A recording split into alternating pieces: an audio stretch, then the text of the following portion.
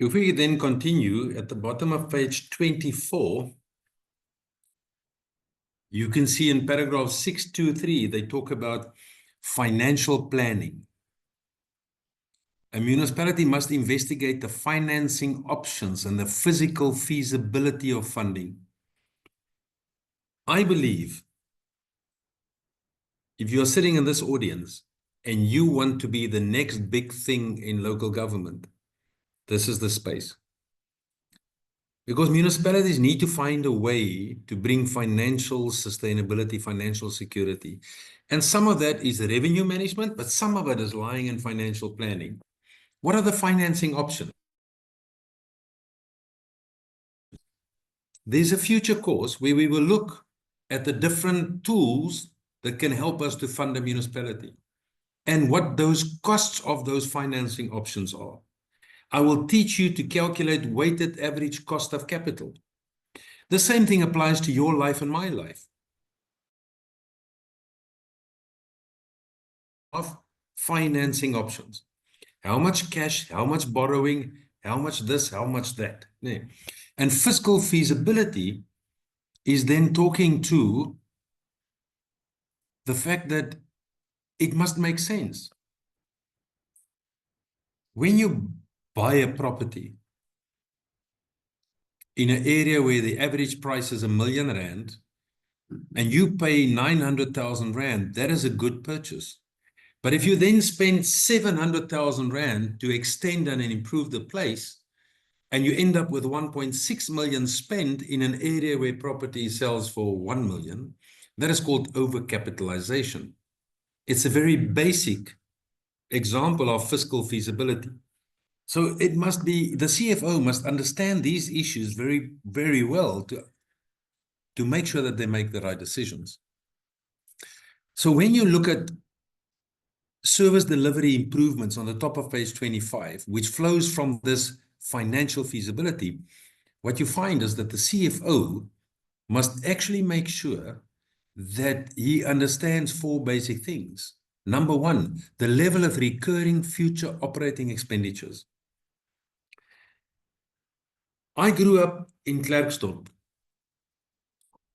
Then I moved to Pretoria, and in Pretoria, there's absolutely no coastal line. It's in the middle of South Africa. Then I moved to Bloubergstrand. I replaced my house in Pretoria with a house in Bloubergstrand. But I can tell you, it's almost guaranteed every 3 years I need to paint my house because of the salt and the sea and the weather and the wind. Rust is a big issue. I look at the gutters and the roof of my house, so in other words, what it means is that now that I've moved to Bloubergstrand, which is close to the sea, my continuous recurring future operating expenditure is there every single year, and I need to spend money on those things. Where a guy who's staying in Pretoria with exactly the same house, same value, same, his operating expenditures are significantly less. And for a municipality, it's important that when you do big things, that you understand that it will have a consequential expenditure effect somewhere in the future. Number 2, cost recovery elements. You see, a municipality can recover costs. So when they have projects, it depends on what that project is for. If you build a community center and you don't charge people for using it, then it means there's no cost recovery and the expense is gone. And you need to maintain it, and you need to clean it, and you need to do all sorts of things. And that is why people charge for community centers. Community centers, that charge helps us to actually clean it and maintain it and pay the electricity and so forth. When I work in Lesotho has a beautiful big conference center that the government has built. And in this conference center, they simply do not charge anybody. Anybody can actually use it. And then they use it for big things. They use it for festivals. They use it for big market days. They use it for conferences and exhibits, these big exhibit shows that we find at CTICC and so forth. But here's the thing. Whenever people leave, they leave the place dirty. See, because they get it for free, there's no incentive to clean it. They think it will be it will be cleaned by, the people that are running it.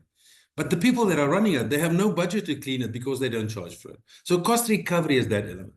The availability of cost sharing with different tiers of government. So sometimes, public-private partnerships can share costs. A very good example is the hospital, the Somerset West Hospital, or the Somerset Hospital in Sea Point. There's a public-private partnership in the hospital, which means the government occupies half, the private sector occupies half. So the private sector pays for the maintenance of the gardens, the security in front, the parking area, and so forth, because the private sector would like the parking area to be neat. It must look like, there's a private sector hospital operating, and they cover those expenses. And government is getting the benefit of clean parking areas and security without paying for that. And then lastly, it's also, debt structures and instruments. Not going to say a lot about that because we do get to that somewhere in the future, where we will look at debt structures and how we finance all those sort of things. If I go to page 26, you can see that the sustainability, paragraph 7.3, is now really becoming important.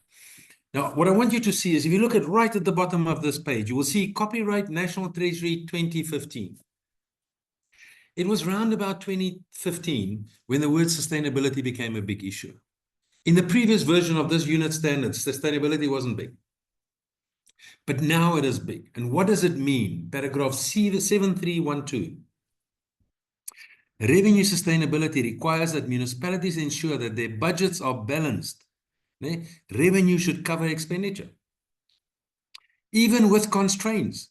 This involves ensuring that services are provided at levels that are affordable. So that means your community can actually afford paying for those services. And in paying for those services, they can continue to pay for those services because it balances in their own books. If you look at your budget and my budget, the moment the municipality is overcharging you, what happens is that we start reducing our quantity. We use less water. We have alternative water sources or alternative electricity sources. So that balancing, affordability balance, is really important. And that municipalities are able to recover the cost of service delivery. If you're sitting in this audience, the career, apart from financial feasibility, is municipalities don't know how to cost. Anton Bredel asked me, I think 7 years ago, to calculate the average cost of delivering a kilowatt of electricity to the Western Cape community. And I had to analyze all 30 municipalities. And then the same for water, refuse removal, sanitation. And what was amazing is that the municipalities that are struggling, that are not collecting, the municipalities that are like, and I can mention them, Beaufort West, Laingsburg, Kannaland, Matsikama, Cedarburg. I'm missing one. There's another one. Those 5 municipalities had the most expensive services. They had almost no income, very limited income, and really high expenditure. Then you go to the municipalities that have high collection rates, like Swartland, Saldanha, where's Hanley, Linde, I forgot that municipality, Bergrivier, Oeverberg. Those municipalities, their cost of service delivery was significantly lower. And what Anton Bredel couldn't understand is, how can it be more expensive to have electricity in Prince Albert compared to having electricity in Malmesbury? And I think that's what this means, is that if we don't understand the cost of something, then we just keep on piling costs. If you employ too many people to deliver service, your cost is going up. And somewhere along the line, you need to recover that cost. And how do you recover it? By charging your residents. And if you charge them too much, they're not going to use your service. They will find alternatives. So this thing about revenue sustainability is really, really important. At the bottom of page 26, cost recovery mechanisms. And here I just want to put the word MSCOA. So MSCOA is a municipal standard charge of accounts. So Zain, I'm not sure if you're in finance. I can't remember an Enver, but if you look at MSCOA, it is a powerful tool to get us to the point of calculating what a service is costing. What is it costing me to put one wheelie bin in a yard? What is it costing me to provide one electricity unit? But there's a second benefit. Now I can compare. I can compare Swartland to Saldanha. I can compare Saldanha to Hermanus. And I can compare Hermanus to Stellenbosch. What I found in the study I did for Anton Bredell is that I found that the most expensive municipalities, where the most expensive properties were also the cheapest municipalities. It's an interesting one, and there's a big, we can debate that for a long time.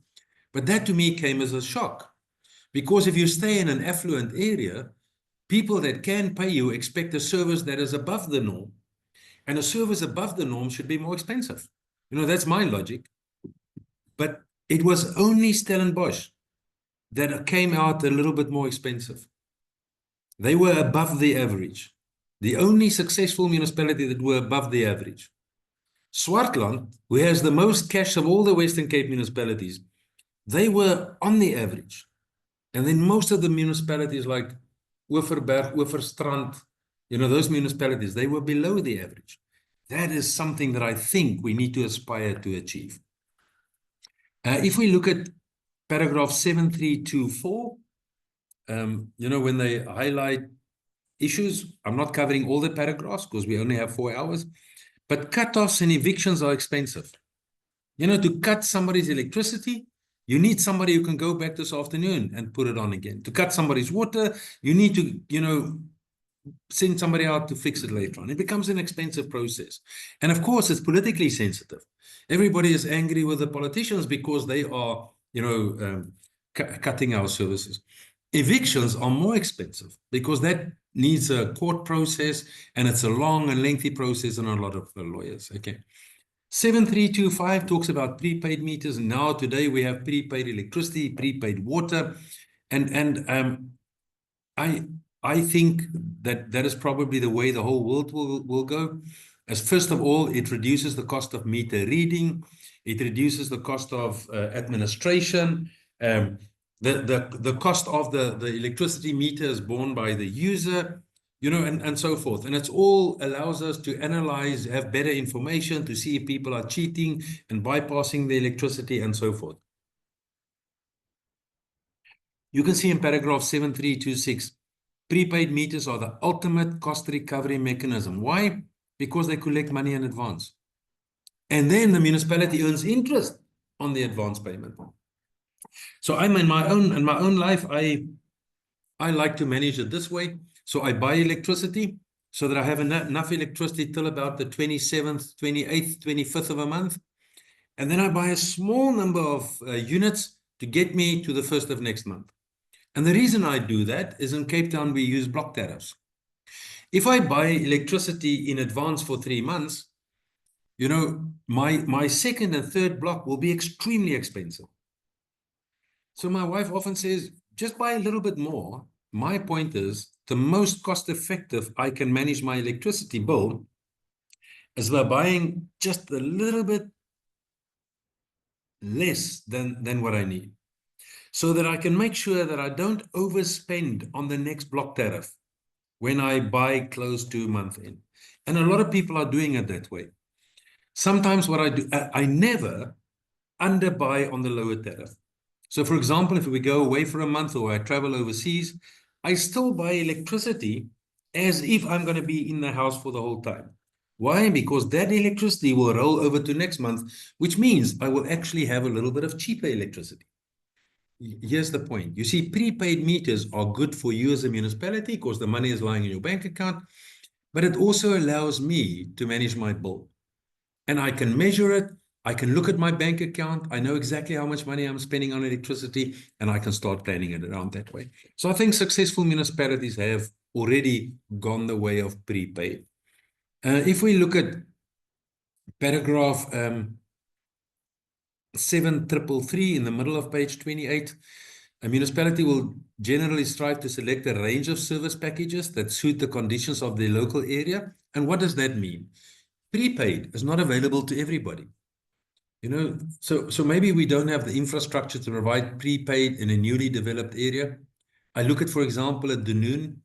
Dunoon exploded in the Western Cape. I think there's a I heard a number that there's 1 million new residents there. I don't know how many new houses. And there's simply no infrastructure. When people moved into the dune area, there's no sanitation. The refuse removal is a problem.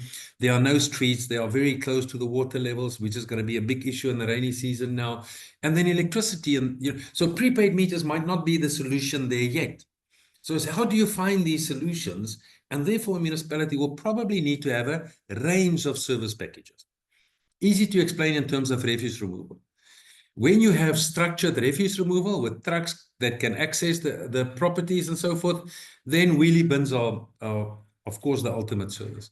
But there will be areas where you don't have a road infrastructure, where trucks cannot go. And then maybe what you will have is these big metal pickup bins, waste bins, where people can put it in there. And in some areas, you need to have a centralized collection area where people will take rubbish bags and throw it into a central area that will be removed by the municipality. It's a range of service packages. Make a note of this if you are interested. I am covering it in a future course. There's a website called WAZIMAP. WAZIMAP, W-A-Z-I-M-A-P, WAZIMAP. So in WAZIMAP, you can actually look at the range of services that your municipality provides to your people. You can look at water, and it will tell you that some people have water in the street, a communal tap in the street. Some people have tap in the yard. Some people have water in the house, and so forth. You see, there are different levels of services. So what a municipality does, it builds the water infrastructure until it provides water to the whole area. But on the first round, there's a water in a communal area. Then it expands on the network, and then it starts taking the water from that communal area into the yard. And then if you're an indigent, they might take it from the yard into the house. Same works with sanitation services, same with refuse removal, and the same with electricity as well. So I think it's a package like you have when you buy your prepaid mobile data, as you've got different packages. If you pay 5 Rand, you will get data that will last you a day. If you pay 27 Rand, it will give you data that will last for a week. And if you pay 55 Rand, it'll give you data now and free data if you use it somewhere between 12 at night and 6 in the next morning. So, all these sort of different services are important to you as a community. At the bottom of page 28, they talk about affordability. And at the top of page 29, they defined it. Affordability is a critical issue. As if it's not affordable, people will do their own thing. And you and I do it as well. If you are with Vodacom and their packages are too expensive, you go to MTN. People will do that with electricity. And I think more and more people are going solar power, not because of power outages, but because solar power will soon be cheaper than Eskom. And the moment that, or the municipality, maybe as a mayor, and simply because of that, I think people will just make that decision. And Eskom cannot afford that. Eskom cannot afford that you and I are buying electricity from generating it ourselves. We need to have another level. So affordability helps us on a household level to keep on buying, and on a municipal level to keep on earning. We need to keep on collecting. I'm going to move to, there's just one thing that I didn't cover here. Sustainability assessment. Sorry, on page 29. Sustainability, there are sophisticated service providers, often external auditors, that will calculate or do an assessment of sustainability. Eskom every year need to present the increase in the electricity tariffs to NERSA. And NERSA will challenge them and argue, and you and I can give inputs, and municipalities can give inputs. And it's not about the rate, it's about the sustainability. NERSA says, Eskom, if we allow you to increase the rate to this level, how will that impact your sustainability? Will it drive people to move away from Eskom? And of course, you and I know the first people that move away are people with money. So Eskom cannot afford to lose people with money. They need those people to stay on the grid, because that ensures that cash is flowing to Eskom. And that sustainability assessment is really, really important. If we then continue to chapter 3, there is a subsidy framework for municipal rates and taxes. And here we look at the indigent policies and so forth. I'm a big supporter of indigency, but I also realize if we don't create jobs, indigency will become something that we cannot afford anymore. So at this point in time, indigency is written into the Constitution, and therefore we must apply it, and I support that. Indigenous people have a low level of income, and therefore the state needs to provide key and essential services to them, and I support that as well. But you see, when the state runs out of cash, then this argument is no longer relevant. Because if you don't have cash, you can promise free things, but you won't be able to give it. And I think this is where it is really important to look at the indigent policies and so forth. So on the bottom of page 33, you can see paragraph 3 talks about the subsidies at municipal level, and that those subsidies are actually communicated in section 97 of the Municipal Systems Act. So remember, up to now, we spoke about the Municipal Financial Management Act, the MFMA, or the Constitution, but this is the Municipal Systems Act. Now, systems, you can see it, systems of service delivery. Né? This is the legislation that tells the municipality what are those services and how they need to charge for it. And in this piece of legislation, it actually makes provision for the principle of indigency.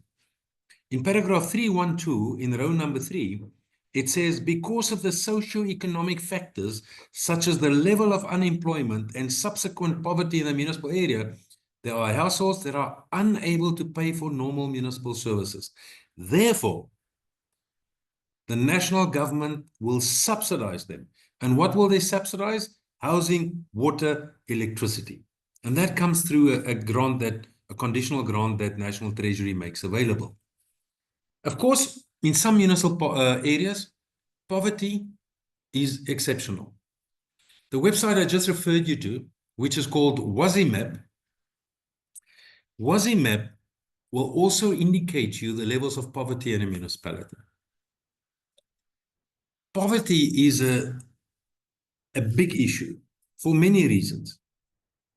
If you are Drakenstein, for example, what you will find is that you will have a huge migration factor to Drakenstein. Why? Because people will move from areas where there are no jobs, no services, no houses, and they will move to an area where there are jobs, economic opportunity, and housing. So migration is normally an activity that happens away from poverty, and then it moves into an area where we can actually start delivering services, or people are moving to an area where services are delivered. It is a big issue. And in the Western Cape, migration is really becoming a big issue in terms of big numbers. If I look at Dunoon, I'm not sure what City of Cape Town is going to do with Dunoon, because Dunoon keeps on growing. It's now reached the sort of the limits of what can happen. And based on that, I'm not sure how City of Cape Town is going to deal with it. People migrate to Dunoon because it's close to job opportunities. People migrate to Dunoon because it's close to transport areas. And, there's a taxi network and there's a little bit of electricity, but there's still high levels of poverty. Okay, so what defines poverty? You can see on paragraph 3.3.1, there's a lot of things that are defining poverty.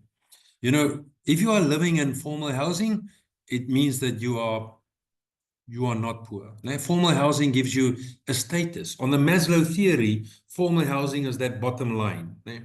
If you have access to electricity for lighting, so listen to this, not maybe for an electric stove, but electricity for lighting, that tells us you're not on the lowest level of poverty. If you have tap water inside the dwelling, you're not on the lowest level of poverty. If you have a flush toilet or even a chemical toilet, that is not on the lower. If you have a telephone or a dwelling in your dwelling, or a mobile phone, that is not on the lower level. of poverty. So it is a issue that is important. There are characteristics that defines poverty. So what will poverty be if you don't have a house? If you don't have electricity for lighting, if you don't have access to water inside your house, if you don't have access to a toilet inside your house, if you don't have access to communication, if you don't have access to refuse removal once a week, if you don't have access to education of at least the household head. So that is a person who maybe doesn't have a qualification opportunity to generate economic activity. But I think for everybody in this audience, it's about the monthly household expenditure.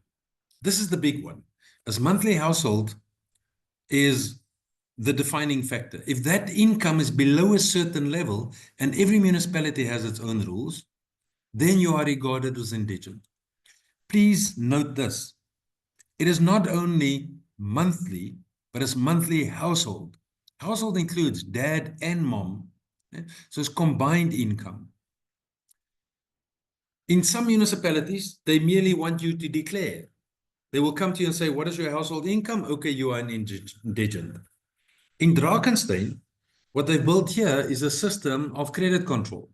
So in Drakenstein, they get to the point where you actually need to fill in a form. Then they will do a credit rating on you. And on your credit rating, they will look at your income, not on what you provide. Of course, they will also look at your pay slips and so forth.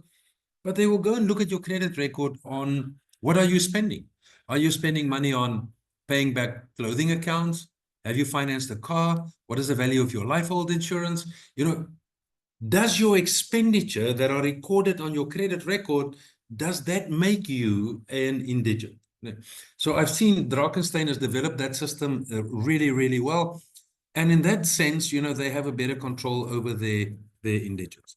And then, of course, we have the unemployment rate. So the unemployment rate is how many people are failing to have find jobs. And I think WASIMAP will indicate to us that that number is big. In some areas, that number will be 70%. People in an area without jobs. And then in some of the more affluent areas, affluent's the wrong word, in some of the more stable municipalities, like for example, Swartland, maybe that rate will be 28% or 26%. Now, so unemployment rate is a big issue. All right. That is also driving that. It is interesting, just skipping up and skipping down. If you look at the definition of poverty, it actually tells us that the government is looking at a lot of things that are defining you in terms of, do you qualify for indigency? And if you qualify for indigency, do you then have the benefit of subsidized services? Okay. So at the bottom of page 35, they talk about the negative consequences if there's no subsidy. So that means government doesn't give any benefits.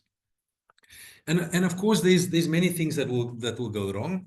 People will simply die of hunger.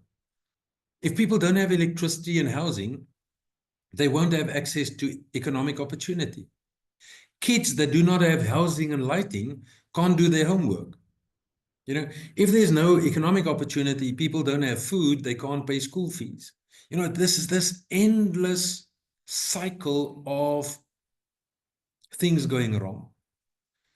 And I think that is why the government is playing a very, very important role in providing what we call the indigent framework, the indigent legislation. Our challenge is now that we can no longer afford this. And that is why the pressure is on the government to start creating economic opportunities. We've got to a point where we are asking people who are earning money to pay more taxes so that we can fund indigency. And that is okay. But what we also find is that the people with money are now leaving. They are moving to other places in the world. And that is also creating a problem. When money is flowing out of the country, it leaves less money inside the country. And I think that is the challenge. The Minister of Finance has a challenging job. It's not an easy job. And I find that when I look at this, it really is it's a tough job to look at free services. Indigent legislative compliant policies. So every single municipality should have an indigent policy. You have one as well. And in part of your assignment, they will actually ask you some questions about your own indigent policy. So you will need to get a copy of that indigent policy. Every indigent policy has its own rules. it makes their own definitions of what makes you indigent. So, for example, in Drakenstein, indigency is also calculated based on the value of your house.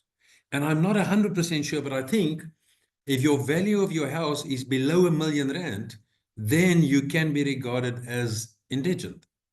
So right or wrong is not the discussion for this audience, but that is one way. And then you might go to City of Cape Town, where City of Cape Town says if the value of your house is below 400,000 Rand, that makes you an indigent. Every municipality can set its own set of rules. Okay. So you can see on paragraph 4.2, there's a free basic electricity policy that will specify how many people can get how many units free of charge, or how will those units be subsidized. In the same with water, there's a free water policy. So many kiloliters of water are free, and after that, it becomes a charge. All right. There's also, if you look at paragraph 4.3.1, it's about understanding consumers and consumption patterns. Some people are residential and they have certain needs, and then some people are industrial consumers and they have certain needs. Industrial consumers, they normally consume more electricity, more water than residential people. So there's that analysis that should be done as well. I remember when one of the big companies in the Saldanha area was struggling and they considered closing down. Saldanha municipality went back to that organization and said, you know what, we will give you free basic services for a year so that you can recover financially. Why would a municipality do that? You see, if they do that, that company will stay around. And if that company stays around, what will then happen is, as they stay around, they will create jobs for the people that are currently working for them. If that company will actually stop their services and close down, that will create a lot of unemployment in the area. So even there can be an option of free basic services. Sometimes, technical options will give us solutions where we can have a communal street tap, as I explained earlier, or we can, just low pressure, manually operated yard tanks and so forth, just to get us on the way to water in the house. Very difficult to promise people you will have water in the house by the end of the month. Sometimes it needs to take a step, where we can progressively implement those type of services. Paragraph 435, it's all about understanding costs, and 436, understanding revenue. You can only deliver things for free if there's enough income streams that can fund those things. And I find that is, for some municipalities, easier than for others. In Drakenstein, the indigent policy are very broad and supportive, but it's because Drakenstein can afford that now. We go to a municipality like Lukhanji in Queenstown with low payment levels, the indigent policy is very limited, and people only get access to the most basic of services, which will probably exclude refuse removal. There may be a little bit of water, a little bit of electricity, and nothing else. And if you look at the areas in terms of sanitation issues and sewage flowing into the river and so forth, it becomes a little bit of an issue. That there's simply no money to provide sanitation services, or there's no money to provide even the basic of refuse removal services. That leads to other issues, and so forth. Revenue drives the availability of services. What are the objectives of the indigent policy? That is on page 38. And of course, that objective is very easy: to support households that are unable to pay for those services. I like our constitution that says every person in this country has a right to basic services. You cannot live without at least a basic volume of electricity, water, refuse removal, and sanitation. So it's nice that is actually supported by our constitution. It means as a country, we promise to. That is the importance. Paragraph 4.6.3 is an interesting one. Only households where the account holder or the property owner has registered as an indigent and whose registration has been accepted and entered into the register of indigents shall qualify. That is a new paragraph. And not all municipalities have this in their indigent policy. So they say that a household, if you want to apply for indigency in a property to get free services, it must be the household that owns the property. Yeah? The account holder for the property, which means if it's registered in a company, or you must be the property owner. And then that ability must be registered as an indigent. Then you get this resources. That is debatable. A lot of people don't like that. A lot of people criticize that. But I think in the big scheme of things, what is probably going to happen here is that people will follow the City of Cape Town methodology. There are other municipalities in the country that do it as well. Is that the only person that can open a services account with the city is people that are the owner of the property. If you are a renter, if you are renting the property, you can't open an account. Why not? Because the property owner must open it, and the property owner must allow you to use the services, and the property owner must collect the payment of the service charges from you. If you don't have that, then what happens is people will rent the property. 2 years later, they will vacate it, never pay City of Cape Town, and now the property owner is sitting with his debt, or City of Cape Town need to chase the debt through legal processes. So City of Cape Town decided you must be the property owner, and I think that flowed through the process with National Treasury, that is now part of the indigent policy as well. Okay, there must be an application process, page 40. Indigent, very important to everybody in the audience, is not just allocated to you by the municipality's choice. The indigent policy says you must apply, you must fill in a form. And then we continue to say if you fill in the form, the municipality must apply some processes. It must do something to help us to eventually get to the point where people's ability to pay have been assessed and they are now regarded as indigents. So it's an application process. I remember years ago when I did that project for USAID, municipalities will take an area and say, you know what, if you stay in that area, you are indigent. In terms of the legislation, that is not allowed. Yeah? There can be people living in an area that are not indigent because their household income is above a certain level. Yeah? So indigency is an application process. There are 4 people from Drakensberg in the audience, and you guys know that policy very well here in Drakensberg. It's an application process, and then you get through a credit control process, and they look at your income, and they look at your expenditure, they look at your credit record, they might even ask you for your bank statements, and then if you are an indigent, you are registered as an indigent. A good friend of mine in George, 4 years ago, did an indigency audit, and after they've done the indigency audit, 80% of all people that were registered as indigents failed to qualify. So suddenly 80% of people that used to get free services actually did not qualify. So in a municipal area, you know, indigency is an important thing because when people apply, you must make sure that they are falling within those rules. Okay. Paragraph 4.8 talks about the fact that you need to have an indigent database and there must be a management process. I think this flows from the work that was done in George Municipality. They were the first people to really have sort of indigent database that they analyzed.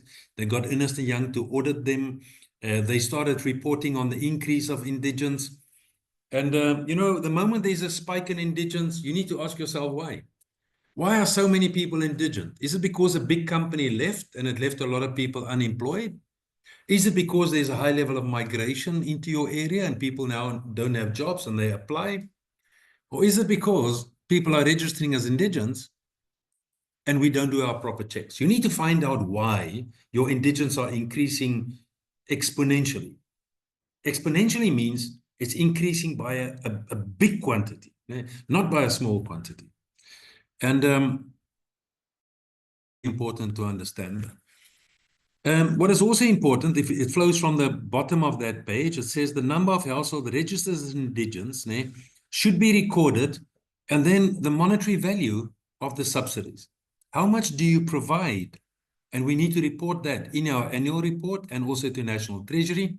The budgeted value of the subsidies. How much did you budget for free services? So the monetary value is the actual, and 4823 is what did you budget? And then also how this increased over time for the whole financial year. Now that paragraph 4824 is actually comparing this month to last month. Right? And it's that issue. Very challenging and so forth. What is the socio-economic impact of a subsidy framework? And I mean, this is the wonderful part of it. You know, paragraph 521 says free basic services are based on well-recognized socio-economic benefits of providing at least affordable services to everybody. Yesterday, we had a big water leakage in our property, and they couldn't fix the work yesterday. So we are out of water on the property. And my wife says, so imagine you're an indigent. Because now what we need to do is we need to walk to the neighbor, fill bottles of water, and then every time, you know, somebody flushes the toilet, we need to put water into the cistern. My wife says, imagine this is your life every single day. And I think this is what indigency is. Imagine that you don't have any services. Yeah. And then imagine that indigent services are just a little bit better than no services. Because you only get a little bit of electricity for lighting. You just get a little bit of water, you know, for basic use, for maybe kitchen, bathroom, and flushing toilets. You only get a little bit of refuse removal. You only get a little bit of sanitation. But even a little bit is better than nothing. But that is the pressure of our economy at the moment, is that there are too many people. 40% of our population are relying on just a little bit, just a little bit. And I think that is the biggest challenge we have. Of course, we need to advertise this at the bottom of page 42. As a municipality, we need to tell our community that they qualify for basic services. When we offer basic services, we need to put processes in place that can actually help us to deliver on these services. So we actually need to put processes in place to say, if you qualify, I need to make it available to you. Even though it might be a communal toilet or a communal tap, if we offer free services, we must put the infrastructure in place to deliver those minimum basic services. People often ask me to look at capital expenditure programs and review them. And I often think, you know, is if you budget for the most basic level of indigent services, communal tap, you know, communal toilets, communal refuse removal. I often look at, I see why you budget for that now, because you don't have more money. But show me the budget over the next 7 years, how you're going to take that service from a communal tap to a tap inside the yard. And show me the budget after that, where you're going to take the tap from in the yard to in the house. And I often think that specifically struggling municipalities are only targeting to deliver indigent services. But remember, one of our driving forces is creating equal economic opportunity. Equal economic opportunity. And that equal economic opportunity is getting us to the point where we also need to budget for the improvement of services. Not only for the basic services. It is our job as a municipality to uplift our communities, to bring equality, which comes from the Constitution, to bring equality, which means capital budgets need to grow over time. It's not only about now, it's about next 5 years. I don't want to be a councillor. I never had the aspirations of becoming a councillor. But I think if I was a councillor and they appoint me for a 5-year term, I think the one thing I will do is I will actually budget. I will actively budget that in my 5-year term, that I want to take indigents from the most basic service at least 2 levels better. So when I approve the budget with my first council meeting, being selected as a councillor, I will ask tough questions from the CFO, and my questions will be, how do we take it from where we are 2 levels up? Because that way I will leave a legacy. But I find many of these capital budgets, all they do is they just focus on providing everybody who does not have a service, at least with the most basic one. I understand why there's not enough cash, but of course, that's not going to solve some of the problems. 5.4 talks on the effect of employment within a municipality. And I can tell you this without any doubt. If people have no services, they are struggling to progress economically. For somebody to study and pass matric, at least you need lighting. At least you need to have access to basic electricity. To cook food, at least what you need is access to clean water and basic electricity. And those actually ridiculously small, but those are the small spring.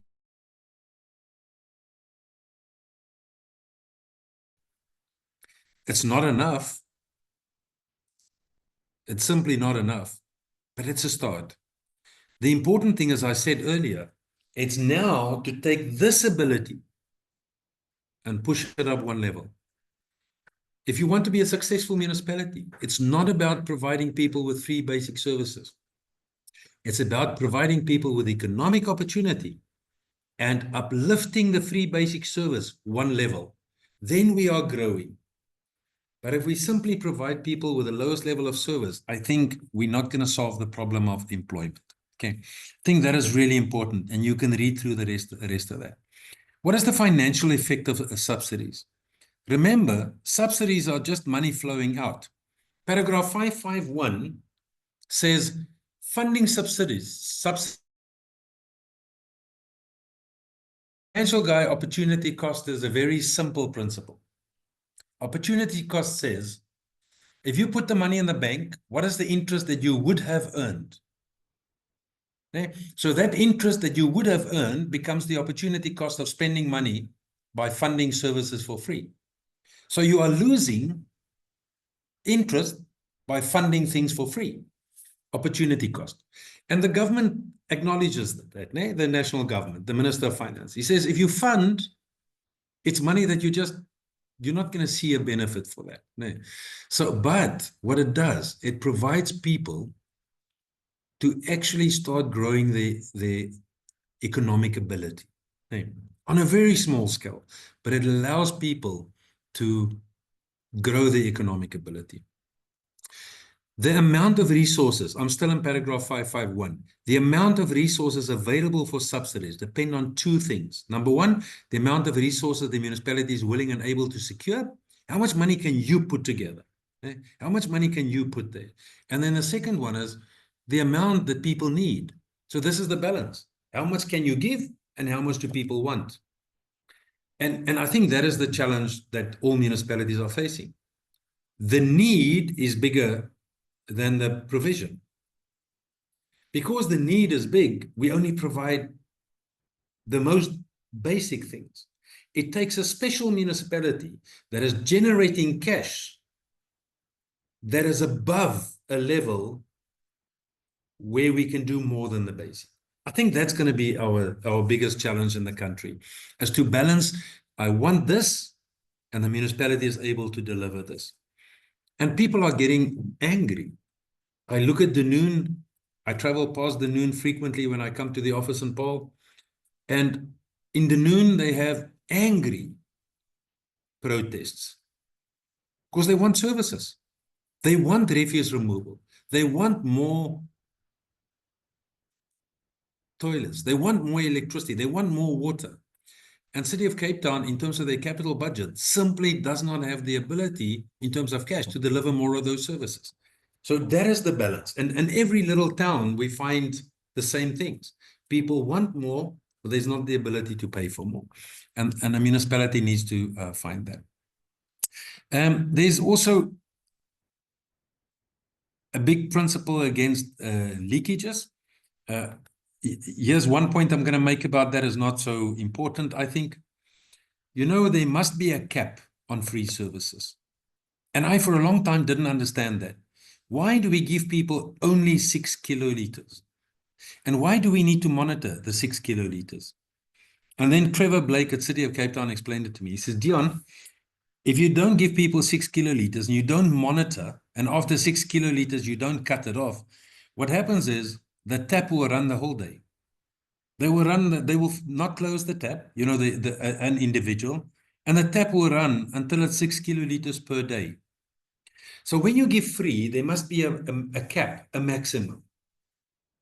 So initially I thought, you know, how much wastage can there be? But if you look at the numbers, sometimes the wastage can be more than 300, 400, 500%. I mean, that's a big wastage. So that is why the subsidy design is important. You need to tell people how much they get, and then you need a control mechanism to make sure that there are not leakages. No. There must be an incentive to close the tap. If there's a leakage in your property, there must be an incentive to to fix the leak. What does that mean? If you don't fix the leak, your 6 kiloliters will be wasted. And then for 5 weeks or for 5 days, you won't be with, you know, there will be no water. So City of Cape Town has got prepaid water meters. And I believe, I haven't seen them, but I believe they have a daily allocation. And if you save water today, it goes to your allocation for tomorrow. It sounds very sophisticated. I haven't seen it, but I believe there are some of those things. I'm closing this session with the bottom of page 45. For many years, they've applied many things. You can give people cash or you can give people vouchers. What does it mean? Here's cash, go and buy electricity. Or here's a voucher, go and change it for electricity at Pick n Pay. Those things, for some reason, just simply never worked. So that is why we find if you give people cash, they will not spend it on electricity, they'll spend it on food, or they'll spend it on mobile data.